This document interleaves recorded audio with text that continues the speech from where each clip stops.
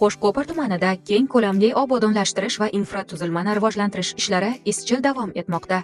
Ilgalda mahallasida esa Tadbirkor ko'chasida piyodalar yo'lakchasini qurish va tungi yoritish chiroqlarini o'rnatish ishlari olib borilmoqda. Mana bugun bizlar Ilgalda mahallamizda yosh bolalar maktabga borishi uchun, qulay bo'lishi uchun piyoda yo'lakchalari qurilib turibdi. Hech qachon bunday bo'lgan emas. Bu ishlari o'zi bo'lmaydi hech qachon ham.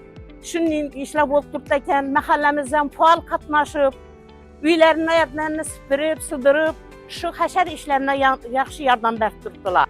Maktab ko'chalari, bu yoqda Reysata ko'chalari, qabristona boradigan yo'llarimiz ham dosh to'kilib, yaqinda ular ham shunday asfalt qilinib, hamma hayrat qiladigan ishlar bo'lib turibdi. Hech qachon bunday bo'lgan emas. Bu ishlarimiz bardavom bo'lsin.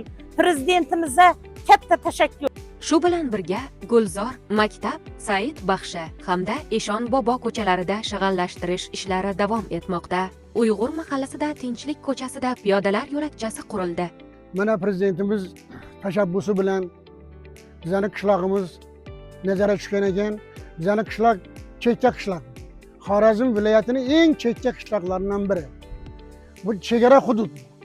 Shu chegara hududida shu Bektobod ko'chasi ta Kalitiraga chiqincha asfalt bo'ldi. Xalqimiz bundan cheksiz minnatdor. Shuningdek, Uyg'ur mahallasidagi Ibragimov va Obod massivlarida uzoq yillar davomida foydalanilmay kelgan 165 gektar maydondan samarali foydalanish maqsadida baliqchilik xo'jaligi tashkil etish maqsadida 2 ta nasos o'rnatish, elektr tarmog'ini tortish, tayanch ustunlarini o'rnatish ishlari bajarildi. Mahallamizda tadbirkorchilikni rivojlantirish uchun mana chegara hududimizdagi Azyorniy kollektorga 50 kilovatli 2 ta suv nasosi qurib bitkazib, tadbirkorlar foydalanishga topshirildi.